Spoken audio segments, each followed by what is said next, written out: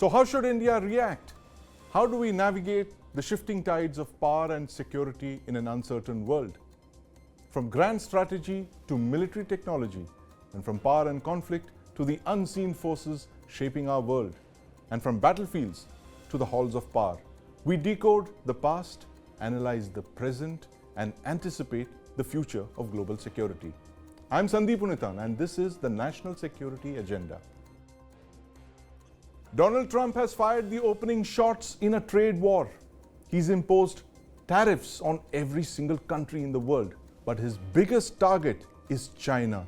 He's imposed a blanket 54% import duty on goods coming in from China. This 54% is among the highest for any country. Now, the United States is the world's largest economy, but it accounts for less than 15% of global trade. It has a $295 billion trade deficit with China. Now, India gets away with just 26% tariffs. Prime Minister Modi's personal charisma has come to the rescue. Donald Trump mentioned that. And since we live in an age where economy and security are completely intertwined, what unfolds in the days ahead is going to be interesting to watch. Take, for example, India and China talking about normalizing their economic relations, but only after China pulled its troops back from the LAC last October. But what opportunity do these new Trump tariffs open up for India? Joining me to discuss this are Rahul Chaudhary and Pramit Chaudhary. Gentlemen, welcome to the National Security Agenda. Rahul, did India get away lightly, 26%? What's the opportunity for India here? I'm taking you back to the Modi-Trump White House meeting, that landmark meeting in February. Did Prime Minister Modi's charisma come to the rescue here? Definitely it did. And the reason why we are doing much better than anybody else is one, tariffs are on physical goods. Our biggest trade in the sense is from services or invisibles.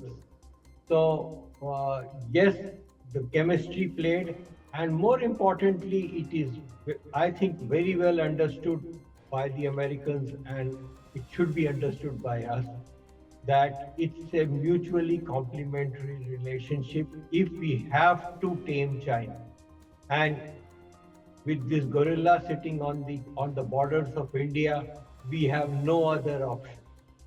Also, it opens up a huge opportunity for us, like the Y2K opportunity, because manufacturing will start to move back into America once the dust starts to settle.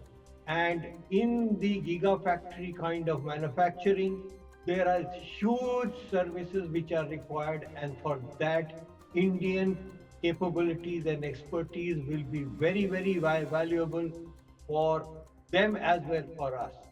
So I think it's a win-win relationship if we can trust each other and not have a transaction relationship, but mold ourselves to the model of Japan and South Korea. Right, a win-win relationship, but only if India molds itself to the Japan and South Korea relations with the United States. Pramit Chaudhary, what kind of opportunity do you see opening up for India here? 54% tariffs on China, just 26% on India. Is there a hidden message here from the White House? Yes, if you look at Trump since he's come back to power, he's talked about having a big deal with a number of countries, China and India in particular. He's already had a summit with Modi. We've had a huge number of high-level meetings. Foreign ministers visited Washington twice. We've also had Tulsi Gabbard coming here. There are reports that the Vice President J.D. Vance will be coming this month. So the interactions between India and the U.S. have been reasonably productive.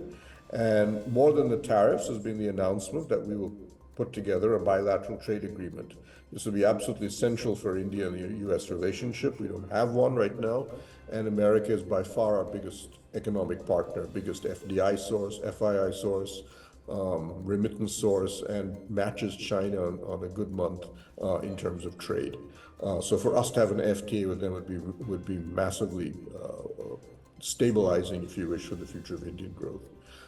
In contrast, Trump and Xi have yet to meet. They have yet to hold a summit. They have no dates for a summit. Xi has declined to come to Washington already.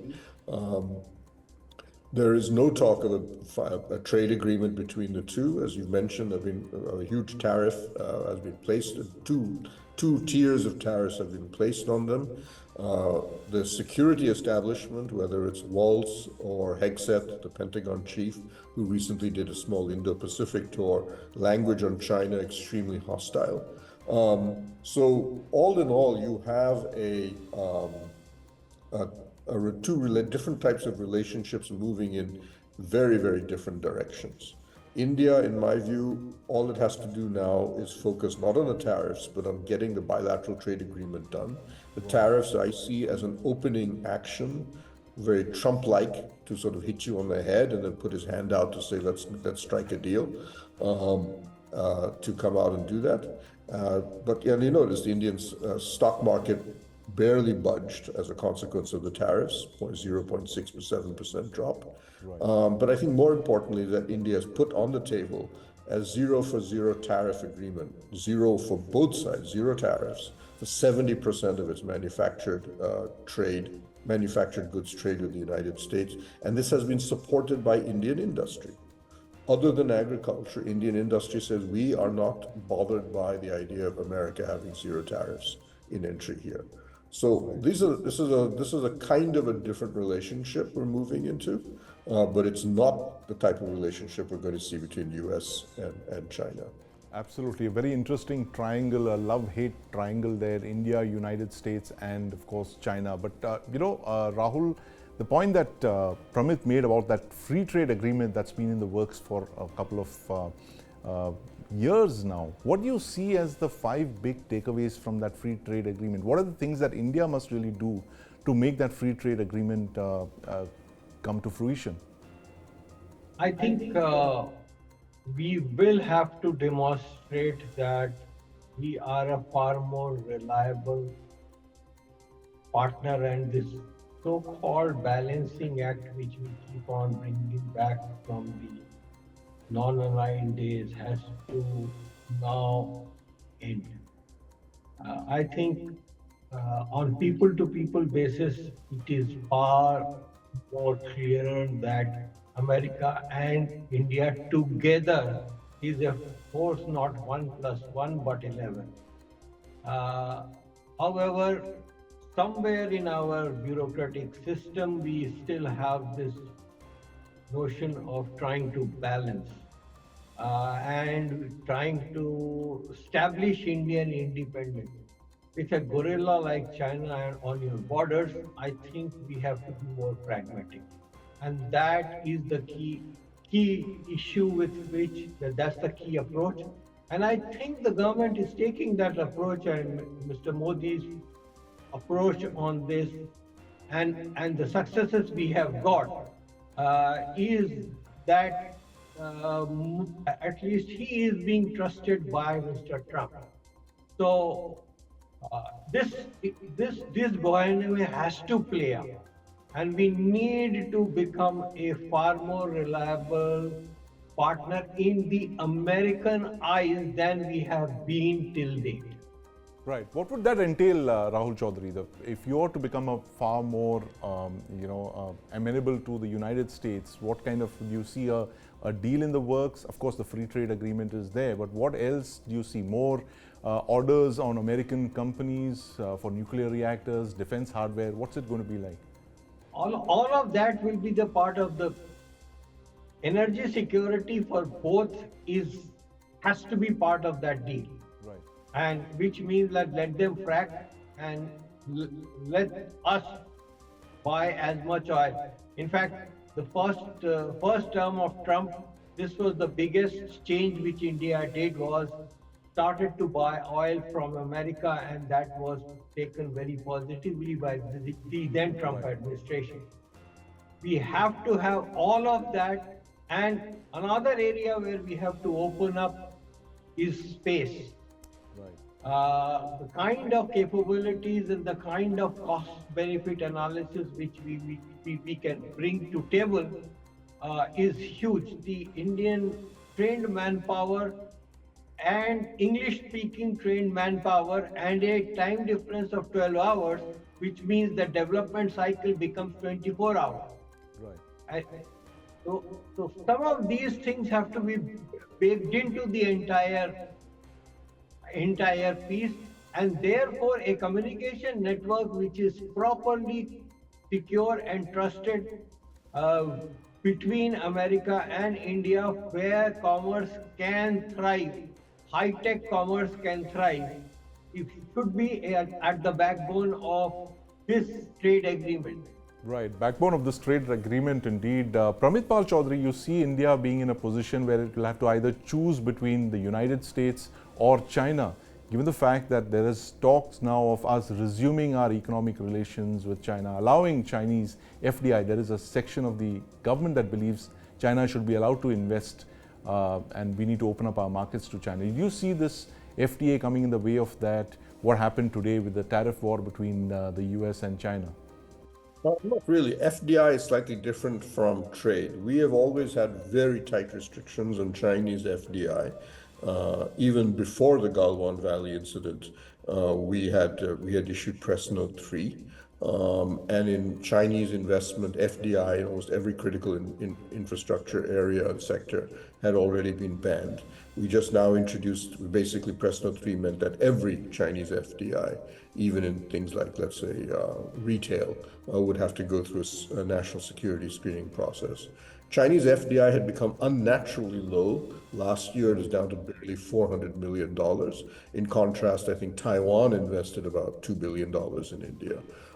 So in many ways, what we're now seeing is a normalization process, yes, but one that only takes us back to a position of hostility pre-2020. India is now, yes, it is not so much as that we are being open to all FDI coming from China. We are accepting that FDI in non-strategic areas, so let's say the retail company Shine, can be allowed to come to India. That does not have any strategic implications. But what I think is more important is that companies like Apple or Foxconn or Tata Electronics are saying, look, the big success in India has been, in the past few years, has been an enormous increase in electronics production and electronic exports. We've now gone from virtually nothing to about $100 billion in turnover, exports of about $20 billion in electronics. Our fastest growing export to the United States is ironically an American phone, the iPhone. Right. So we need to do something. But if you want us to go to the next stage, if Apple is to increase its production from 20% of global iPhones to 35 or 40%, if it is to bring in iPads and so on to India, we have to bring in Chinese partners because the Chinese are monopoly producers in a lot of the components that go into these electronic ones. And it's not just Apple, it's been Foxconn, it's been the Tatas who've come in and said, and that's just in electronics. When you move to EVs, where Chinese domination in components and batteries is even greater, you have to then do that as well, and you want to become an EV player. So the government is opening up bit by bit, but largely on the basis of very careful calculations as to what India needs to build up its own, to actually accelerate, ironically, supply chain shift away from China means we have to work closer with China. If Apple is going to produce $25 billion worth of iPhones in India, it will import $8 billion worth of components from China. But the rest of that money will be ours. So you have to play that game, and that's where we're going to be seeing. But keep in mind, on the national security side, on the defense side, our entire military establishment, our entire security structure is designed to fight only China. Yes. Pakistan is basically now only capable of fighting itself, so therefore this is really our biggest concern. And China's meddling in our neighborhood, whether in Bangladesh or the Maldives, continues, and there's really no diplomatic shift in China's view that India is anything but a rival that must accept ultimately Chinese supremacy in Asia. I spoke with a Chinese Track 2 delegation in April last year as part of a team that was discussing the normalization process. And they said, look, we don't have to be friends. This is just about normalizing and stabilizing the relationship because we have other concerns, largely our domestic economy, U.S., Myanmar, and so on. India, in contrast, is not a major problem. So let's go, just forget about Galwan and move on. Right. But this is not friendship. This is just pragmatic stabilization of a relationship. Right. There's a very interesting word for that, Pramit. It's frenemies. So India and China will not be friends. We won't be enemies either. We'll probably be just frenemies. But thank you very much for joining us, Pramit Pal Chaudhary, of course, Rahul Chaudhary, on this issue of the US-China trade war and India's opportunities. In 2006, Prime Minister Manmohan Singh called Naxalism the single biggest internal security challenge India faced. The Red Corridor, as it was called then, stretched across 200 districts in 16 states of India, with Maoist insurgents controlling entire regions, enforcing their own laws, attacking police infrastructure and police stations, and killing people at will. In 2006, for instance, 678 people were killed, including 189 civilians and 55 security personnel in Chhattisgarh alone.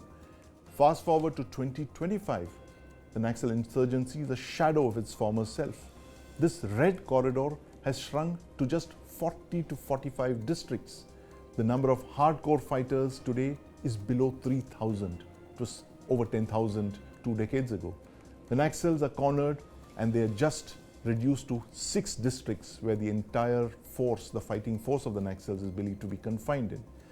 Now in 2024, 184 Maoists or Naxals were killed in police encounters. At the same time, 65 civilians and 18 security personnel were killed. It's among the lowest casualty figures for police and civilians. 2025, the Maoists are on the run. They're cornered in their last strongholds in Abujmad. So the question is, how did India push back an insurgency that once seemed unstoppable? What role did training play in weakening the Maoists, and what challenges remain in fully eradicating the last pockets of Naxal influence? To answer these questions, we speak to Brigadier B.K. Ponwar, the man behind the College of Jungle Warfare in Kanker. Brigadier Ponwar, welcome to NSA. Thank you very much. You know, I remember, Brigadier Ponwar, you set up that college 20 years ago in Kanker, Chhattisgarh, when the Red Corridor was all around you. And today, the Red Corridor is reduced to a pocket of less than 5 districts. How did the Indian state achieve this? Did they just wear out the Naxals over 20 years? What do you think are the big things that the Indian state did since 2006? You see, the Maoists were following the philosophy, power flows from the barrel of the gun. They were using violence. Their leader, Mr. Majumdar, said, a revolution is no revolution if your hands are not dipped in the blood of a capitalist. So it has to be a violent revolution. And that's how it started. And the police forces used to a different way of training and different way of duty of a policeman. And policemen were used to FIR-related procedures in a police station and thereafter carry out investigation and so on and so forth. Suddenly they found the whole police station being overrun by Maoists. Like in Rani Bodli, 55 policemen were killed. Maoists surrounded them. So the thought came to the government of Chhattisgarh of that time, 2004, 2005, let us train our police into guerrilla warfare. Let us rise to the occasion. So they decided, rightly so, under the chief minister and the governor of that time, that set up a jungle warfare college. And a team from CIJW school, Warangte, was called for. The army sanctioned it, General J.J. Singh, the chief of army staff at that time. Yes. And the college was set up right in the eye of the storm on a hillocks in Kanker. Right. The college was like a battlefield. Absolutely. We trained the policemen. You trained the policemen and they played a very crucial role in this struggle And against the they played a Maoists. But you crucial know, role. Brigadier Ponwar, I have to ask you this. The Home Minister says that Maoists will be eradicated by 31st of March 2026. That's less than a year away. Is that a realizable goal, you think? It is. The Honorable Home Minister is seeing the revolution taking place over a period of time. That the Maoists have started running. They started from 2011, and in fact 2010 was the worst year, where about 76 people were killed, and realization came we have to train the central armed police forces, the state police forces, all other to combat Naxalism. And that was done, and over the years, now the Naxalites are finding it extremely difficult to use their weapon and use their philosophy. Because having gone away, the philosophy of the violence gone away from the Naxals, the government has started making roads, psychological warfare, realization of the local population has come that we are being taken up the wrong tree. Our future for our children is not Naxalism. Our future for our children is development and good education and all things which are there to project towards a normalcy in the country. Absolutely. And that's how, in recent years, when the tide turned to a very great extent, a lot of Naxalites were getting killed, policemen were launching attacks from multiple directions, several cordon and search operations going on, and the local population giving away information about the Naxalites to the police. Absolutely. Earlier it was the other way about. Right. The local population has realization. Brigadier Ponwar, we're completely out of time, but your points are well made on the fact that the Maoists are now on the run, and it seems that by 2026 it's going to be game over for them. You've walked into Dhaka in 1971, you saw the Pakistan army surrender. Of course, the lessons from 1971 are very clear. The Pakistan army made a few mistakes, very, very strategic mistakes. Looking at the Maoists in Chhattisgarh in 2025, what do you think is the single biggest mistake that they made? Single biggest mistake they made, their population was away from them. They were trying to misuse their population. They were trying to use the very, very water which was feeding them if they were in a fish pond. And that's how the water has been removed. That is, the population has turned sides, and the Maoists are now on the run, whereas the police has taken up weapons. They are understanding the issues of armed rebellion, armed warfare against them, and they're disarming the police. Now disarming the Maoists. Hence, the Maoists are now all ready to surrender and sending notes.